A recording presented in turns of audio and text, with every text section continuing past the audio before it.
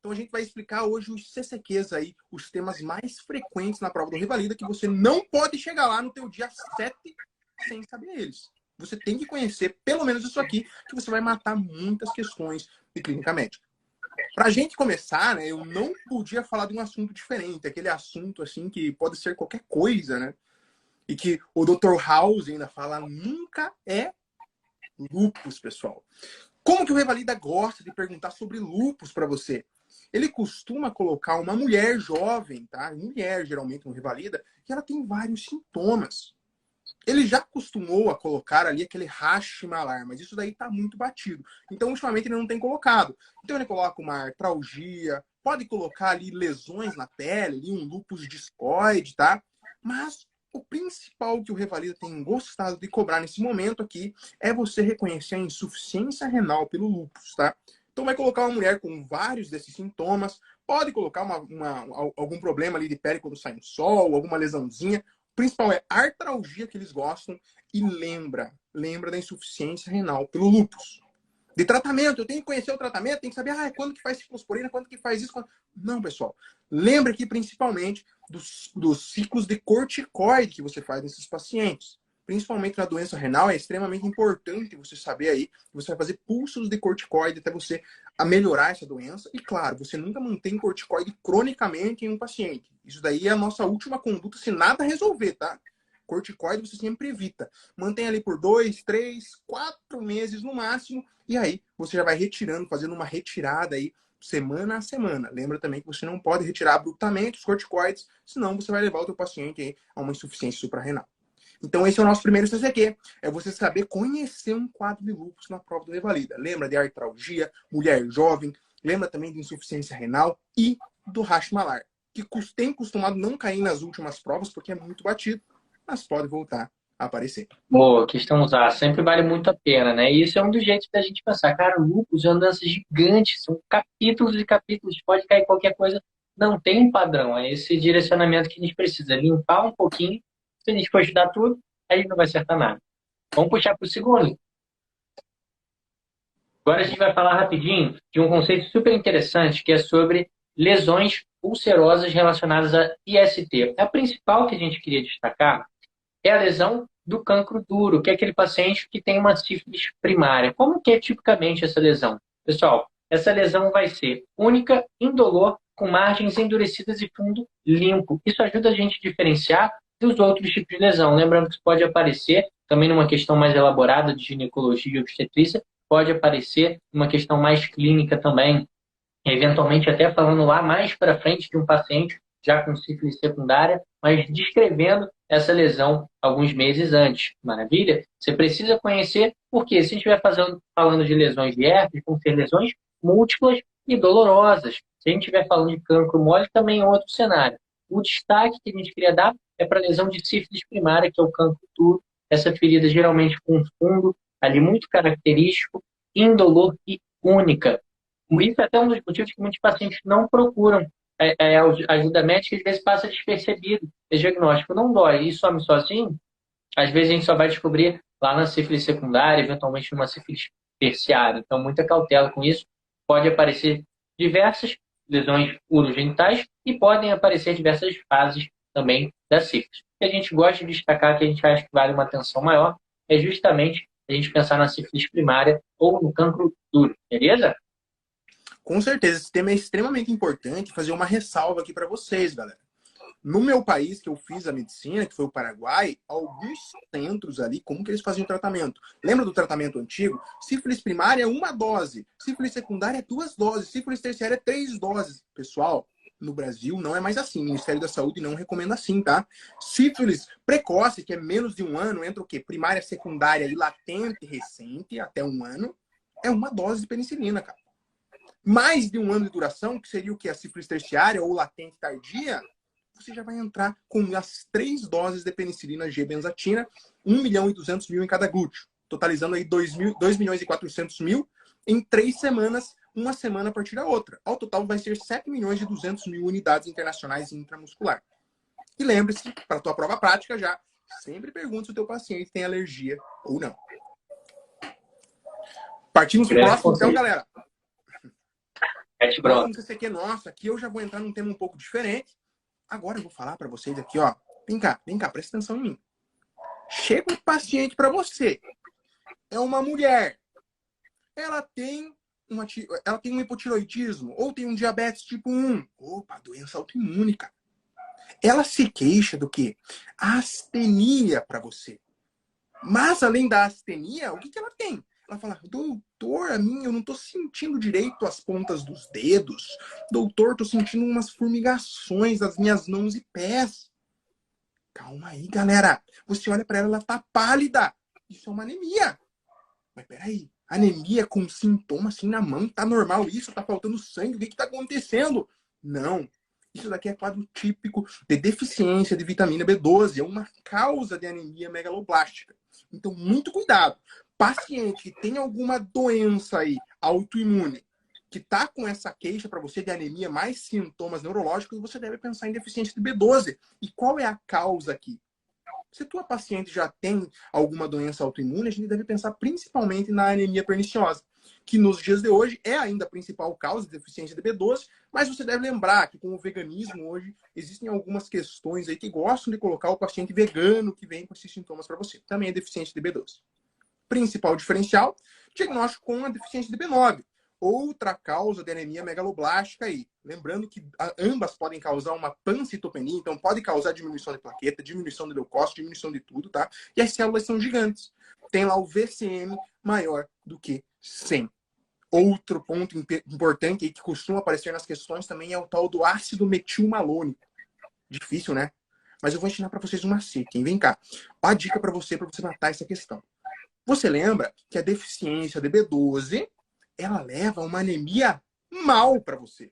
Por que é uma anemia do mal? Porque o paciente tem sintomas neurológicos juntos. E aí você lembra que o que? A deficiência de B12 também tem elevação do ácido metilmalônico. Fechou o pacote, você matou a sua questão. Boa, esse aqui é gigante, esse eu sinceramente queria roubar, porque a anemia perniciosa, ela tem muita clínica, né? Muito exuberante. O paciente pode se apresentar, inclusive, diagnóstico diferencial de síndromes demenciais, a gente tem que pensar justamente que pode dar diversos sintomas neurológicos. Uma diferença até ali com a megaloblástica da B9, que muito raramente, ou praticamente a gente não fala em manifestações neurológicas. E a B12 acaba caindo muito mais, né? Anemias, super importante a gente conhecer, ferropriva, diferenciação com anemia de doença crônica, e um destaque para megaloblástica, principalmente aí B12, super importante. Vou puxar para o próximo CCQ aqui. Agora, no nosso quarto CCQ, a gente fala de um temaço, que a gente tem que conhecer, que são doenças obstrutivas. É uma das aulas que eu mais fiz esse ano, fiz ela em diversos cenários, diversos cursos, e, queridos, é um dos temas mais pareto, um dos temas mais importantes de todos. Principalmente a asma, cai muito mais do DPOC, mas a diferenciação entre as duas também é muito importante. Por quê? A asma a gente tem uma prevalência, ali pode aparecer também nas provas de pediatria, pelo perfil etário, que também é mais importante, e DPOC geralmente pacientes mais velhos, a infinita maioria associada ao tabagismo. A doença obstrutiva do DPOC, ela não é totalmente irreversível com os broncodilatadores, com a terapia diferente da asma, onde o paciente melhora muito ou completamente, e a gente tem como medir isso na espirometria, dando um broncodilatador para esse nosso paciente. Como que eu gosto de comparar? Pega um túnel, ele tem 4 vias. Ali na asma, está obstruído, teve um engarrafamento, teve um acidente aqui, aí eu dei o broncodilatador, voltou tudo. Na DPOC, vamos dizer, tem duas também. Dei o broncodilatador, pode até voltar alguma coisinha, mas nunca vai voltar tudo. Vamos falar de valores, para a gente ter isso bem certinho em mente? O índice de difenor, que é aquela relação do volume respiratório forçado em 1 segundo sobre a capacidade vital forçada, se ele for menor do que 70%, varia um pouquinho, dependendo das referências, alguns colocam de 80%, 70%, grava 70%, a gente vai lembrar o quê? Que esse paciente tem um distúrbio obstrutivo. Estou falando de asma ou estou falando de DPOC, doença pulmonar obstrutiva crônica? Vou oferecer o broncodilatador para esse meu paciente. Para ter uma prova broncodilatadora positiva, e aí sim a gente pensa em asma, ele tem que ter um aumento de 12% nesse volume respiratório forçado no segundo, e também tem que ter um aumento de pelo menos 200 ml nessa prova de função respiratória, nesse mesmo valor que é o VF1. tá beleza? Tem que ser o E, tá? Uma pegadinha, imagino que não vão fazer isso com vocês, mas precisa ter noção desses valores justamente para entender esse perfil de reversibilidade que na asma existe e na DPOC a gente não tem, não chega a atingir esses valores. Maravilha? Pode ser alvo de uma discussão aí interessante. A gente, nossa CQ falava até um pouco mais de DPOC, que não tem reversão, acabei expandindo justamente para diferenciar de asma e a gente expande um pouquinho mais o nosso CCQ também. Com certeza. E se você pegar todas as provas do Revalida aí, você vai ver que não existe uma prova do Revalida que não tem uma questão de pneumologia. Pneumologia, os caras adoram pneumologia, porque tem muito na tensão básica. Então você deve conhecer aí, né? Principalmente DPOC e asma. Meu, não vá para a prova do Revalida sem saber esses CCQs aí, beleza? Passando para o próximo agora aí, 50 pessoas, estamos aí ao vivo, pessoal. Manda aí pra galera, vamos continuar aumentando aí nossos views aí, que vai ajudar muita gente. E agora, já que nós estamos com 50 pessoas, eu vou falar um CCQ bem fácil para vocês e que cai muito, que é como você vai reconhecer aí uma trombose venosa profunda. Você deve reconhecer uma trombose venosa profunda sempre naquele paciente, sempre não, né, mas quase sempre vai ser aquele paciente que tem algum fator de risco. E os principais que nós temos aqui, que aparecem na sua prova do INEP, vai ser o paciente que está imobilizado, é o paciente, a paciente que está grávida, a paciente ou o paciente que tem um câncer ativo, paciente que passou por uma cirurgia muito grande, ficou muito tempo deitado, ou viajou por muito tempo. Muito cuidado. Esses daí são os pacientes que vêm a ter trombose venosa profunda. E como que você vai identificar? Lembrando que nós não estamos falando de TEP aqui, nós estamos falando de trombose venosa profunda, principalmente nos membros inferiores. Você vai identificar porque você vai ver um membro edemaciado, principalmente com este detalhe aqui, hein? Bem pertinho aqui, ó. A dorsiflexão do pé. Cara, apareceu isso para você, você tem que ficar muito atento ao diagnóstico de trombose venosa profunda. E esse daí é o nosso quinto CCQ. Boa. As questões podem eventualmente cobrar com os critérios também, que são justamente essa história clínica que a gente lembra. Esse paciente tem uma imobilização grande por conta de uma cirurgia, esse paciente tem um câncer ativo, já teve uma trombose prévia, tudo isso vai pontuar, seja para a gente pensar num paciente com TBP, seja num paciente com tromboembolismo pulmonar. Então tem que conhecer, lógico, os fatores de risco e reconhecer essa clínica, e geralmente a questão não tenta te enrolar muito não, ela bota ali na cara para você pescar, se a gente tiver esse conceito aí no bolso. E nosso próximo CCQ, a gente vai falar agora de um ponto muito específico, mas para te mostrar que tem questões que tentam ser moderninhas. Tem questões que você tem até o direito de não saber por quê. Não sei se que nunca foi cobrado. Deixa eu falar aqui para vocês. Olha só que específico. Você não vinha, não é B12, a gente está falando de sífilis primárias, a gente não está falando de TVT. Saber que o pneumoperitônio feito em cirurgias laparoscópicas não aumenta o risco de dispersão de partículas de SARS-CoV-2, não aumenta o risco de transmissão de Covid. Cara, olha como isso é super, super, super específico. Provavelmente um conceito um pouco mais pontual. Tinha várias coisas para a gente discutir sobre transmissão de Covid, período de isolamento, um teste se ele é negativo, eu posso já liberar meu paciente, eu tenho que pensar num falso negativo, tratamento ou não, mas eventualmente a banca pode botar uma questão para te enrolar, para te segurar um pouquinho, às vezes para te distrair na prova. É um conceito que não é cobrado toda hora. Por quê? Tem que lembrar que dispersão é de vias aéreas, até intuitivamente a gente poderia pensar um pouquinho mais dessa forma, mas que o pneumoperitônio que a gente faz ali na cirurgia não tem conexão com essa via aérea que é o sítio primário de infecção dos coronavírus. Só lembrando, isso é um novo coronavírus. A gente tinha coronavírus antes, então a gente já conhecia algumas coisas, alguns pontos até de transmissão, disseminação, e isso a gente reproduz um pouquinho agora no Covid. Para ter feito de prova, se eles perguntarem algo desse tipo, que é maldoso, eu achei bem maldoso cobrar esse tipo de informação, mas pode acontecer. O que você faz se você vir uma questão dessa? Você vai se assustar, ficar desesperado? Não. Você pensa um pouquinho, volta nela depois e não se desespera. Tem uma cabeçada de questão para você garantir para acertar. Mas a gente precisa te avisar. Você já é mais tranquilo. Vai ter uma outra que vai ser um pouquinho mais enrolada. Não tem problema, tá bom? Vai tranquilo. Com certeza. Eu queria fazer um comentário aí, porque me perguntaram hoje, né? Sai muito na mídia ainda sobre esse tema ainda do Covid, mas vieram me fazer essa pergunta. Então pode ser a dúvida de alguém isso daí. Galera, a gente pode sim utilizar o corticoide na Covid-19, mas não é em todos os pacientes que você vai fazer corticoide. Tá? É mais ou menos a indicação nas pneumonias. Pneumonias muito graves, paciente em UTI, essas coisas, você também faz corticoide, cara. Nossa, mas estou baixando o sistema imunológico do paciente. Pois é, mas aí você lembra que a sepse é o quê? É uma resposta desregulada da sua imunidade. É a tua imunidade que está te fazendo mal. Então o corticoide é muito útil, sim, em casos de Covid, mas Covid grave, tá? Que o paciente tem que ficar internado, precisa de oxigenoterapia. Então não esqueça disso, beleza? Se você tinha essa dúvida ainda, lembre-se que sim, pode, mas não é todos os casos. Beleza? Bora para o nosso próximo CCQ aqui. E esse CCQ eu adoro, cara, porque esse CCQ, ele pode ser muito difícil. Realmente é um CCQ difícil, na verdade, se você não estiver pensando nessa doença.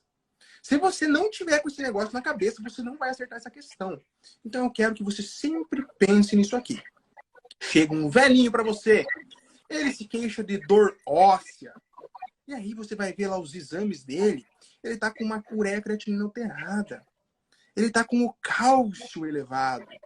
Ele também tem uma anemia. Eu tenho certeza que muita gente já sabe do que eu tô falando, né? Eu tô falando do mieloma múltiplo. Se você não tiver esse diagnóstico na tua cabeça, é difícil você pensar na hora da prova. Então, guarde um espacinho para ele. Eu gosto de lembrar dos sintomas do mieloma pelo CRAB, que é o clássico lá, né? O caranguejo em inglês. Você lembra do CRAB, C-R-A-B. Que seria o C é de cálcio, hipercalcemia. O R é de renal, insuficiência renal. O A é de anemia. E o B é de bone, que é osso em inglês. Então, lesões ósseas. Por isso, a dor óssea. Então, esses são os 4 principais sintomas do mieloma. Lembrar que ele vai ter produção de muita proteína, lá a proteína M, tá? Tem a beta-2 microglobulina, que é até um fator prognóstico no mieloma. Tem várias especificidades, daí você pode ler depois. Mas os 4 sintomas principais do CRAB, não tem como você não guardar ele aí na sua cabecinha, porque o que mais cai é você fazer o diagnóstico disso aí. Eles te dão um velhinho, um caso clínico desse tamanho lá no Revalida, e eles te dão um monte de sintoma ali no meio, um monte de exame normal, e aí você vai ver, ele tem esses 4 sintomas. Cara, marca sem medo. É mieloma múltiplo. Principalmente seguindo pelo cálcio, né, Matheus? Cálcio aumentado não vai aparecer toda hora na sua prova, não. Não quer dizer que vai ser sempre isso, né? Mas guarda com carinho essa atenção. Ele falou, guarda isso na sua cabeça. De uma forma caprichosa, podem cobrar aquele exame de imagem clássico também, né? Do crânio do paciente com mieloma. E justamente por ele ter essa dor óssea, lesões que vão reabsorvendo, né? Esse tecido ósseo, ele pode fazer fraturas e pode ter dor. Ele tem aquele crânio um pouquinho pipocado, assim, ele como se tivesse realmente retirado algumas partes, que é isso de fato que pode acontecer. Então, fica aí mais um possível CCQ. Seria uma questão bem elegante, né? E tarefa para hoje, né? Então, galera, procura aí no Google aí imagem crânio de um paciente com mieloma múltiplo. Você nunca mais vai esquecer, cara. É um crânio bem específico, é cheio de buraquinhos, assim. É bem interessante. Procura aí depois. Depois da live, né? Assiste nossa aí. Depois da live, pelo amor de Deus. O próximo CCQ é bem mais comum. A gente vai falar de pneumonias. Gente, das principais causas de morte no planeta inteiro. Em termos de doença infecciosa, vai perder para tuberculose e malária. Só. Mas a gente tem que pensar que vários dos nossos pacientes que vão internar por outros motivos. Insuficiência cardíaca, por DPOC exacerbada, podem complicar ou chegando ou na internação com pneumonia. Mas a gente tem um destaque também, que a gente pode pensar até nos pacientes, olhando ali mais a nível de atenção primária, paciente que chega no ambulatório, paciente às vezes que a gente vai tratar em casa. E a gente tem que ter uma atenção para esses pacientes também, porque todo mundo sabe, se for um paciente sério, que a gente vai fazer um antibiótico de alto espectro. Se for um paciente tranquilo, ambulatorial, sem doenças, sem comorbidade, paciente como eu ou o Matheus, por exemplo. Olha, estou com um quadro agudo há 2 dias, um febrão, estou tossindo, doutor. Aí você vai lá na ausculta, tem ali uma crepitação, você fala, pô, pneumonia, como é que a gente pode tratar esse paciente? Pela Sociedade Brasileira de Pneumo e Tisiologia, a gente pode fazer amoxicilina ou pode fazer um macrolídeo, uma azitromicina para esse paciente, por exemplo. A gente pode fazer um ou outro. Lógico, a gente vai pensar se esse paciente tem algum fator para resistência. É um paciente imunossuprimido, é um paciente que tem fibrose cística, totalmente diferente. Mas o paciente basal, sem comorbidade, sem internação recente, sem uso de antibiótico recente, a gente é bem mais tranquilo e pensa nessas 2 grandes opções para antibiótico terapia. Para estender mais um pouquinho, a gente tem que lembrar que pneumonias também podem ser cobradas com algumas complicações, como um derrame pleural. E aí muda completamente a discussão, que pode ser um derrame simples, um derrame parapneumônico, um transudato ou pode ser um derrame infectado. Aí o negócio é mais embaixo. Por quê? Esse derrame infectado, esse conteúdo mais inflamatório, com mais proteína, com mais LDH naqueles critérios de Light, a gente precisa drenar esse derrame. Ele não vai melhorar sozinho. Agora, para o paciente que tem um derrame simples, isso a gente às vezes pode verificar numa toracocentese, a gente estuda ali aquele leito, ó, muito limpinho, só uma aguinha, só transbordou um pouquinho para cá, não deu tempo de reabsorver tudo. E sim, só continua seu antibiótico ali que vai resolver. O foco está só no tecido pulmonar e não na pleura, diferente do derrame contaminado, beleza? Aquele contaminado tem que drenar. Botar um canudão ali dentro do tórax do paciente para tirar aquele conteúdo inflamatório. Lembrando que mais aparece para você dizer que é um derrame complicado que tem que drenar é o LDH maior do que 1000, a presença de líquido purulento ou a presença de bactérias realmente ali no líquido. Esses são os que mais aparecem, não são os únicos, tá? Mas são os que mais gostam de aparecer aí na sua prova. Eu vou falar um CCQ extremamente frequente para você aqui, que caiu inclusive aqui na prova prática, tá? Para você. Em um idoso que tem a anemia ferropriva, você vai pensar, cara, esse idoso não está comendo carne, não. Ah, ele está comendo sua salada. É por causa da alimentação. Você faria isso? Com certeza não, né? Você já sabe que eu já falei para você aqui. Eu falei na aula de pediatria isso daí, hein? Se você não viu, vê lá a live de pediatria. Eu falei para vocês que em crianças, tudo bem, uma anemia ferropriva ser por causa de alimentação. Elas estão em fase de crescimento, estão usando muitos metabólicos. Então, pode ser sim. Mas em um adulto ou idoso, uma anemia ferropriva não é por causa de alimentação. Na sua prova, nunca é por causa de alimentação. E você deve investigar sangramentos do trato gastrointestinal. Vulgo câncer coloretal. É o que mais aparece, é o câncer coloretal. Pode ser outra coisa? Pode. Tem, por exemplo, uma displasia que pode causar um sangramento crônico. Tem outras entidades. Mas a maioria das vezes vai ser o câncer coloretal. Então, esse nosso CCQ aí é você saber o quê? Saber que a anemia ferropriva em adulto ou idoso não é igual à anemia ferropriva por alimentação. É anemia ferropriva por causa de um sangramento gastrointestinal. Tudo bem? Queridos, só para elaborar mais um pouquinho esse CCQ, até puxando um pouquinho para a prática, a gente tem que lembrar de fazer um rastreio de câncer de cólon, às vezes para os nossos pais, para os nossos pacientes, para os nossos vovós, que as pessoas têm muito preconceito ou desconhecimento ainda. A gente teve há muito pouco tempo o ator, o Chadwick Boseman, lá, o Pantera Negra, faleceu até mais cedo. Não sei exatamente como é que era a idade para rastreio lá, mas a gente tem que lembrar que a gente tem estratégias de rastrear de forma efetiva, com a colonoscopia. Só que quando a gente está falando de um paciente já com anemia, não é mais rastreio. Esse paciente já tem um sinal. Aí a gente presta mais atenção ainda, redobra a atenção para pensar nesse nosso paciente. A gente está falando de um paciente sem sintoma nenhum, beleza? Muita atenção com isso aí. Vou puxar aqui para o nosso próximo CCQ. Ah, só uma coisa, é importantíssimo, pessoal, porque isso aí é questão de pegadinha. O INEP tá gostando de pegadinha ultimamente. Se o teu paciente não tem sintomas, você tá fazendo um rastreio, sim. Mas se o teu paciente tá com sintomas, já é um exame diagnóstico, cara. Isso daí foque muito isso, porque é tema de pegadinha isso daí. Ela coloca uma alternativa errada, falando assim, ah, vamos fazer o rastreio de um paciente que tá tendo já sintomas. Não é rastreio mais, tá? Muito cuidado com isso. Dica de ouro, hein? A gente, cara, ter um carinho ali com as regras da medicina, né? Uma coisa é uma coisa, outra coisa é outra. Nosso próximo CCQ número 10, a gente vai falar de uma doença relativamente comum e que a gente precisa conhecer, ela vai aparecer bastante nas provas também. A gente geralmente bota na aula ali síndromes demenciais e parkinsonismo. E muito CCQ em torno disso. A principal demência sendo ali o paciente com Alzheimer, depois a demência vascular, e depois corpúsculos de Levy, mas hoje a gente queria dar uma atençãozinha para Parkinson, porque geralmente as demências a gente estuda mais um pouquinho, lembra, ou até ali no susto, acerta. Parkinsonismo a gente quer lembrar do quadro básico, que é o paciente que vai ter dificuldade para iniciar o movimento, paciente que vai ter tremor em repouso assimétrico. Esse paciente de forma muito avançada tem uma grande restrição, pode ter aquelas faces parkinsonianas também, o paciente parece que está mais sério, um pouquinho mais inclinado para frente, mas ele perde uma parte da via dopaminérgica, da via nigroestriatal. Isso precisa saber? Não, acho muito difícil ser cobrado em prova.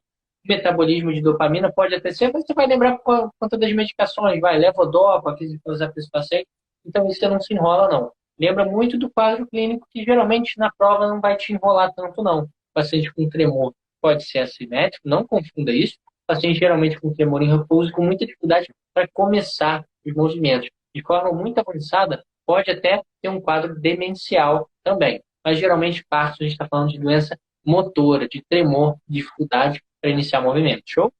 E eu tinha um professor meu, que a galera que faz o Paraguai deve conhecer, ele, o Dr. Arnella era o nome dele. E ele falava assim, se você pegar um paciente, vários pacientes com síndrome de Parkinson, pega um aqui, pega um lá na Alemanha, pega um lá na França, você vai ver que eles parecem irmãos. Porque o rosto dele fica muito parecido, galera. Então lembre aí da face parkinsoniana, porque pode, inclusive, aparecer uma imagem para você lá. A Hebraída gosta de colocar, às vezes, uma imagem, o que é isso? E aí, você vai matar essa questão, com certeza. Agora, vamos passar aí para o nosso próximo CCQ. E esse aqui é bem simples. É você lembrar as lesões do herpes zoster. Então, você tem que conhecer que elas vão seguir um dermato, são bem dolorosas. Geralmente, são pacientes adultos. Eles vão ter uma reativação desses vírus, tá? Não é tão contagioso assim, igual a herpes primária. Tá? Então lembra desses detalhezinhos, mas principalmente como é a lesão. Inclusive, aí no Paraguai, né, eles falavam assim pra gente, pessoal, isso daí é o Fuego de San Antonio, eles falavam. Eles acreditavam que as pessoas, né, que se juntasse os dois lados com essas lesões, a pessoa morreria. Então eles ficavam desesperados. Eles falavam, cara, se juntar isso aqui eu vou morrer. Então isso daí é uma curiosidade para vocês aí bem interessante e para você não esquecer do tipo de lesão que pode levar o herpes zoster. A lesão é muito caprichosa, né? Para quem já viu, ela geralmente respeita muito o dermato. Só porque a gente é doido e essa cabeça de médico funciona assim, você falou do fuego, eu lembrei de um conceito lá da cirurgia que quando o paciente tem uma queimadura circunferencial completa, pode ser que a gente precise fazer uma escarotomia nesse paciente para ele conseguir expandir o tórax.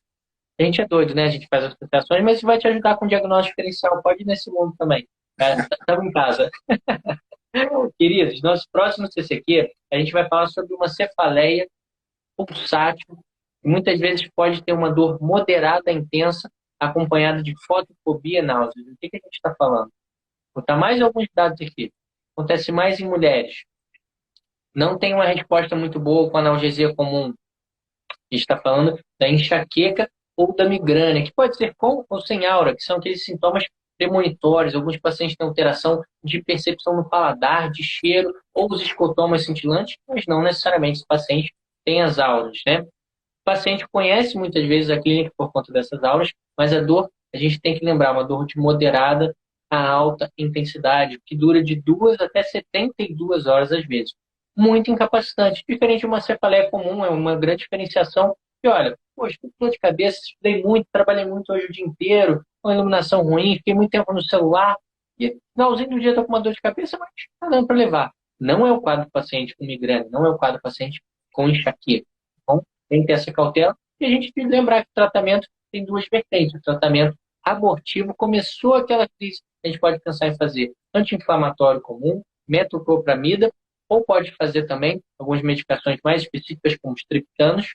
E para o paciente que tem isso de forma frequente, 4 ou mais crises por mês, a gente pode pensar em fazer um tratamento profilático. E aí a gente pode entrar com beta-bloqueador, por exemplo. Em alguns pacientes, a gente pode usar antidepressivos também. Beta-bloqueador acaba tendo um pouquinho mais de espaço. Acho que é uma boa questão, um bom CCQ para a gente ter aí no bolso também, beleza? Tem interessantíssimo aí esse detalhe, porque já caiu a profilaxia e caiu com outro medicamento, cara. Não caiu o beta-bloqueador. Eu acho que se cair agora vai aparecer o beta-bloqueador, que é muito mais comum aí de você ver as questões com esse tema. Mas... acaba tendo um perfil de tolerância um pouquinho melhor, né? Que alguns sim, sim. antidepressivos. Então, vale ter isso no bolso. Com certeza. E o Revalida, quando caiu, ele cobrou uma medicação lá de terceira linha. Acho que era um anticonvulsivante que ele colocou, sabe? Foi um negócio bem louco, assim, que ele colocou. Só que isso daí foi uma questão, o quê? Uma questão exceção, cara. O que cai é beta-bloqueador. Então lembra principalmente dessa medicação que com certeza vai te ajudar na hora da sua prova, beleza? Aqui eu quero entrar agora com vocês, aí aproveitar que nós estamos falando de beta-bloqueador, eu vou falar um pouquinho de alguns antihipertensivos. Mas antes, eu quero lembrar para você um pouquinho de como é um glomérulo. Você lembra lá o glomérulo lá renal? Ele tem lá os glomérulos, lá tem os capilares glomerulares, que eles vão filtrar para ir para o néfron para produzir a sua urina. Basicamente é isso. E aí você tem que lembrar que como que funciona isso daí, mais ou menos. Você vai ter um vaso que chega no glomérulo, que é aquele enovelado de capilares. Então tá chegando aqui, ó. Esse daí é arteríolo o quê? Aferente. Tá vindo. Tá vindo sangue. E aí nós temos aqui o enovelado, aqui, imagina que está aqui o enovelado, tem uma artéria que sai do glomérulo, cara. Essa artéria é chamada de arteríola eferente, que está saindo do glomérulo. Até aí tá fácil, né? Agora, eu quero falar com vocês um pouquinho sobre IECA e BRA. O IECA e o BRA, eles têm uma particularidade, além de eles baixarem a pressão, eles vão lá contra o sistema renina-angiotensina-aldosterona, que agride o coração na insuficiência cardíaca. São medicações que diminuem a proteinúria, são medicações ótimas, mas eles têm um efeitinho ali nos vasos glomerulares que é bem interessante. Se você vê lá, quando você toma um IECA e um BRA, a arteríola eferente, a que está saindo desse enovelado aqui, ela dilata. E aí, eu quero que você lembre de uma mangueira aqui. Quando você está lá lavando o carro, se você apertar aqui o bico da mangueira, o que acontece? A água sai com mais pressão, né? Ela sai mais rápido. Não é? É, exatamente. Por quê? Porque nós estamos apertando, nós estamos contraindo ali onde sai a água. Aumenta a pressão dentro da mangueira. Agora, imagine, nós temos um vaso chegando, um monte de capilar aqui, um vaso saindo. Esse vaso, ele fecha. O que acontece? A pressão intraglomerular aumenta. Isso faz com que a taxa de filtração glomerular aumente também.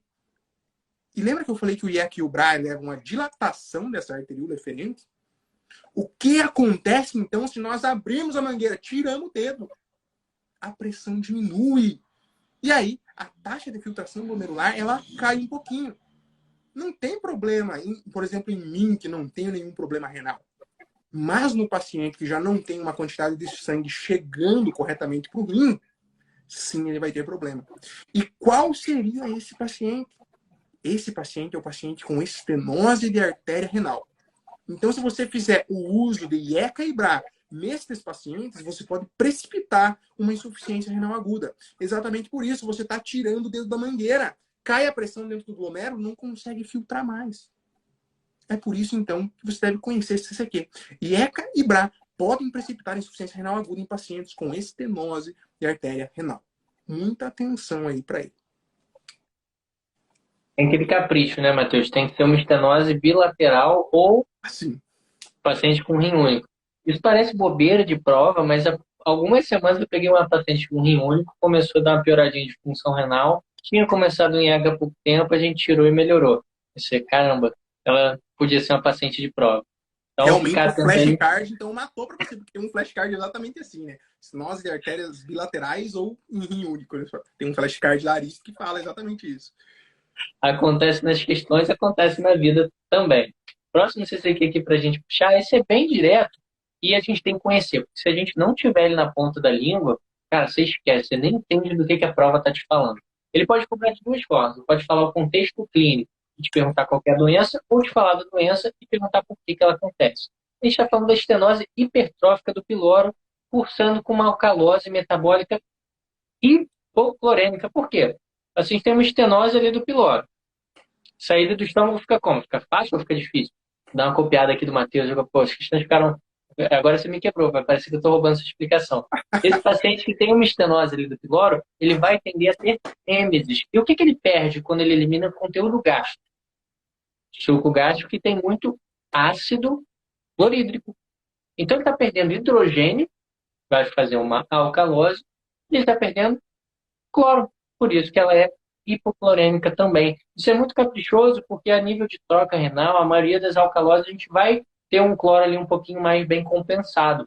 Diferente desse paciente que pontualmente, caprichosamente, nessa condição clínica, tem uma alcalose com cloro mais reduzido, beleza? Vai ter uma alcalose metabólica justamente porque ele está perdendo esses dois elementos. Além do cloro, está perdendo hidrogênio também. Basicamente, suco gástrico. Não tem muito mistério, mas tem que conhecer esse CCQ. Senão a gente não percebe que ele está chegando na hora da prova. E podemos levar ele aí também para vômitos repetidos, galera. Vômitos repetidos é a mesma coisa. Pode levar também a esse tipo de alcalose. Então tome cuidado. Não é só estenose hipertrófica de piloro que vai ter essa alcalose com hipocloremia. Vômitos repetidos também pode ter. Agora, saindo da água para o vinho. Nós vamos falar aqui de um tema que eu acho muito provável que vai aparecer no teu Revalida. Eu tenho certeza que você também acha. Nós vamos falar um pouquinho de tuberculose com HIV. Ou tuberculose ou HIV, ou os dois juntos vão aparecer na sua prova. Então você tem que conhecer principalmente os dois juntos. O que que acontece se chega para você? Você lembra, né, que todo paciente que você faz o diagnóstico de tuberculose, você pede um teste de HIV para ele. Você tem que fazer isso, está no protocolo. E se você pedir esse teste de HIV e ele vier positivo para você? Ele não toma medicação nenhuma. O que que você vai fazer? Já sei, iniciamos RIPEIs e iniciamos TARV. Então fazemos tratamento da tuberculose TARV, tá certo? Peraí. Não, você não pode fazer isso. Porque se você fizer isso, ao você recuperar o sistema imune desse paciente junto com o tratamento para tuberculose, o risco de síndrome da reconstituição imune é muito grande. Então, tem alguns tempos que você deve conhecer. E que esses aí eles não caem na prova, eles despencam. Aparecem muito, é muito frequente isso aqui. Primeiro que você deve saber é se o HIV do paciente está muito grave mesmo. Ele está com CD4 menor do que 50. Nós temos que começar o mais rápido possível. E esse mais rápido possível é o quê? Nós iniciamos hoje o tratamento da tuberculose. Daqui 2 semanas, nós vamos iniciar o tratamento do HIV com a TARV. Então, 2 semanas é o tempo se o HIV do paciente estiver muito grave. Nós temos que iniciar logo esse tratamento. Se o HIV do paciente tiver com CD4 maior do que 50, você pode esperar até 8 semanas. Então veja essa diferença aí, tá? E a partir do CD4. Então lembra, CD4 menor do que 50, 2 semanas já começamos. CD4 maior do que 50, podemos aguardar até 8 semanas. E tem um detalhe aí que na meningite tuberculosa, independente do CD4 do teu paciente, você deve esperar 8 semanas para iniciar o tratamento. Ok? Então a meningite tuberculosa é um pouquinho diferente. Sempre é 8 semanas. Mas as outras formas aí de tuberculose vão ser, então, com 2 semanas com menos de 50 de CD4 ou mais de 50 de CD4, 8 semanas. Só justamente nessa, não precisa nem decorar, né? Tem que decorar a data, as semanas, mas dá para entender o contexto. Se tuberculose é a maior causa de mortalidade aqui no Brasil, nos pacientes com HIV, é claro que vale a pena, quem que vai matar esse paciente primeiro? A tuberculose. Então vamos cuidar da tuberculose primeiro, deixar o fogo abaixar e depois a gente dá um pouquinho mais de atenção para o HIV como um todo. Lembrando que tem outras doenças oportunistas que às vezes a gente tem que tratar ou fazer a profilaxia também. Somente pneumocistose é uma aposta sempre muito boa para as provas também, não é isso? Próximo CTQ aqui para nós. Esse daqui pode aparecer lá na pediatria também. Saber que a parasitose intestinal associada ao prolapso retal é a... Olha só que específico. Isso não cai toda hora, mas, gente, parasitose intestinal a gente tem que conhecer. Afinal, a gente tem aqui no Brasil, apesar de ser um país com diversos recursos em diversos sentidos, cerca de 50% da nossa população não tem acesso a esgoto, saneamento, água bem tratada de forma adequada. Isso, claro, que expõe grande parte da população, principalmente pediátrica, a uma série de parasitoses. E a gente tem que conhecer algumas características de cada uma. E o prolapso retal a gente tem que lembrar que pode aparecer no contexto da tricuríase. Eu tento lembrar do tricô. Não sei se vocês já viram como que esse verme fica no intestino. Ele acaba fazendo uma costura ali no intestino e justamente por isso que ele acaba tracionando esse tecido, podendo levar ao prolapso. Então, fica aí esse macete para facilitar essa memorização, esse link visual do tricô ali, com esse verme realmente fincando ali e puxando esses tecidos ao ponto de levar um prolapso. Isso é interessantíssimo, né? Porque aquela questão que você viu o sintoma, você consegue matar qual parasita é. Outro que tem muita coceira aí retal, né? Coceira e prurido extremo ali, que eles falam que é daí do enteróbios, enterobíase, que seria o da coceira, prurido retal. Esses daí são palavrinhas-chave que fazem você matar a sua questão. Agora a gente vai aí um pouquinho para um assunto que causa medo pra galera, né? Fala aí, valvulopatias, cara, é um assunto que o pessoal não curte muito. Mas no Revalida... Todo mundo adora. Eu gosto, eu adoro cardiologia, mas o pessoal não gosta. Mas hoje eu vou fazer você curtir isso aqui, quer ver? O que que é quando nós temos um sopro? Um sopro na tua corrente sanguínea. Você tem que pensar que é o sangue tropeçando, cara. O sopro acontece quando o sangue tropeça. Aí eles rolam lá, acontece um refluxo, e você escuta aquele sangue tropeçando, tá? Isso aqui é bem geralzão, só para você entender, hein? Não é assim que acontece no real, né? Com certeza. Então pensa assim, ó, o sangue tropeçando. Quando que o sangue vai tropeçar? Quando ele tem que passar por lugares muito pequenos, ou quando ele acaba voltando e dando de frente com mais sangue que está vindo. Se ele está voltando e tem um vindo, ó, tropeçou também. E agora, como que a gente vai entender dentro do coração esses sopros? Primeiro, você deve lembrar que nós temos os focos da auscultação. E aqui a cardiologia facilitou a tua vida, porque tem os nomes das válvulas. Tem o foco aórtico, tem o foco pulmonar. Que válvula que é essa? Válvula aórtica e válvula pulmonar. Foco mitral, foco tricúspide. Isso daí, então, é o foco de cada válvula. Quando o sopro é mais audível neste local, o sopro provavelmente é desta válvula. Tudo bem, calma aí. Agora nós vamos entender o que é, como que nós vamos escutar os sopros ali. Quando você tem que pensar agora, quando o paciente está em sístole, o coração do paciente está em sístole e em diástole. Em sístole, esse coração, os ventrículos estão contraindo. O sangue está saindo pelas válvulas aórticas e pulmonares, vão para o corpo, para o pulmão. Ou seja, essas válvulas têm que estar abertas. Então, sístole, primeira bulha cardíaca, as válvulas aórticas e pulmonares estão abertas. Está saindo sangue lá de dentro. E as válvulas atrioventriculares, tricúspide e mitral, estão fechadas, porque não pode voltar sangue para o átrio nesse momento. Então, primeira bulha é isso que está acontecendo. Válvula aórtica e pulmonar aberta, válvula tricúspide e mitral fechada. Segunda bulha, o que está acontecendo? É diástole cardíaca. Aqui você vai estar enchendo os ventrículos. Então a válvula aórtica e pulmonar estão fechadas. E as válvulas atrioventriculares, tricúspide e mitral, estão abertas. Calma que eu não falei de sopro ainda, né? Agora, por último, para nós fechar o raciocínio aqui, hein? Quando a gente está falando de alterações valvulares, você deve entender que nós temos uma alteração onde a porta não está abrindo direito ou a porta não está fechando direito.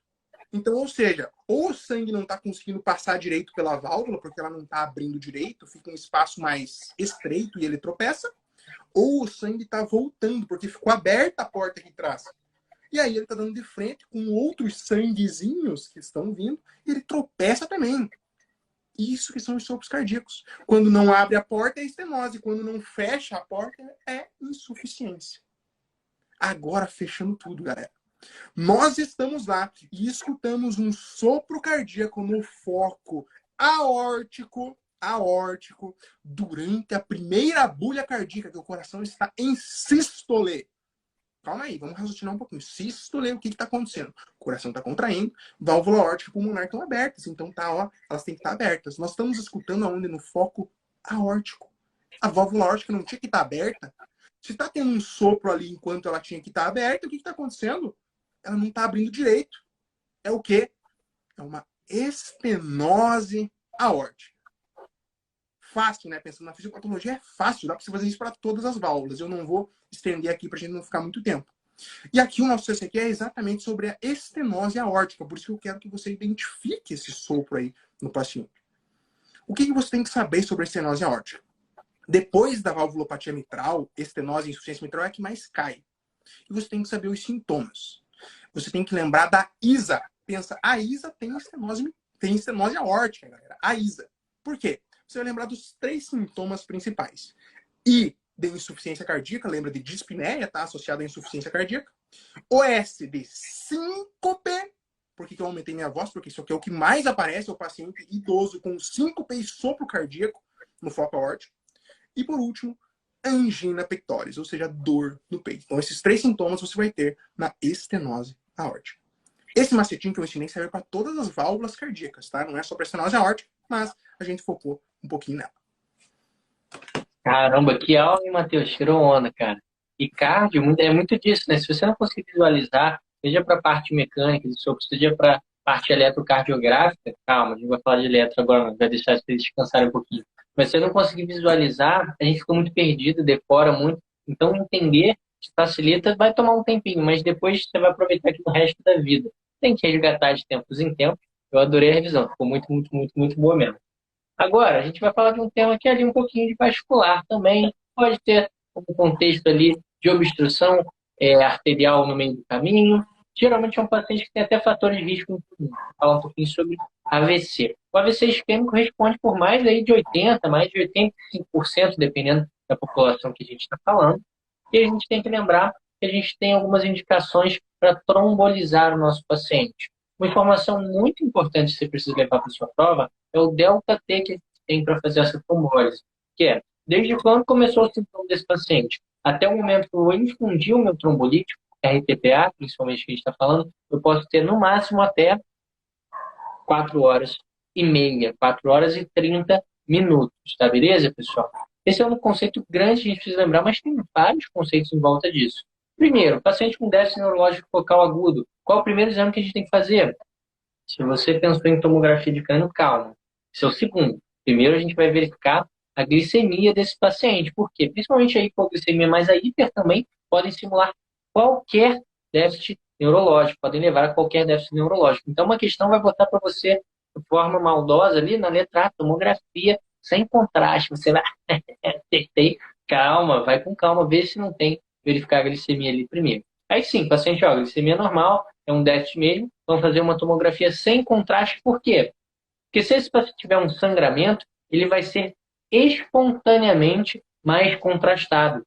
Esse paciente, se ele tiver um sangramento ativo e a gente estiver falando de um AVE hemorrágico, que com certeza a gente não vai trombolizar, esse paciente tem uma hiperdensidade espontânea nesse exame de imagem, tá beleza? E a gente lembra de outros parâmetros também, olha. Quando que eu não posso trombolizar nunca esse meu paciente? Se ele fez uma cirurgia nos últimos meses, nos últimos 3 meses, se ele fez alguma cirurgia intracraniana em qualquer momento, se ele teve um AVE, mesmo que isquêmico, nos últimos 3 meses, se ele está em uso de heparina em dose plena ou algum anticoagulante oral, se esse paciente tem uma plaquetopenia, esses são os principais, plaquetopenia menor do que 100 mil.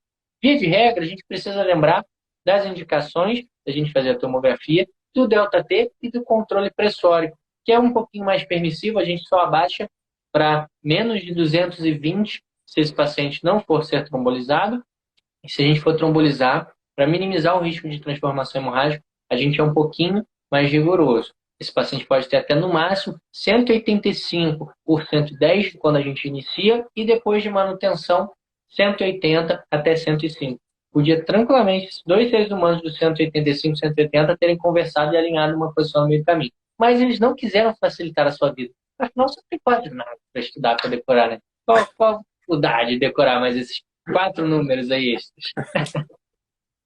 É exatamente isso. Isso daí é um assunto também que despenca na prova, né? Principalmente o CCQ aí de 4 horas e meia. Meu, isso aí você não pode ir para sua prova sem conhecer. E esse da glicemia é muito importante, principalmente para a tua prova prática. Eu tenho uma experiência que eu fui fazer um curso de prova prática.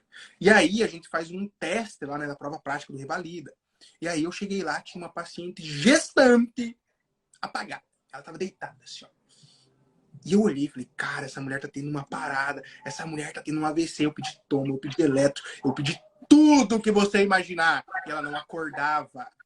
E aí o que aconteceu?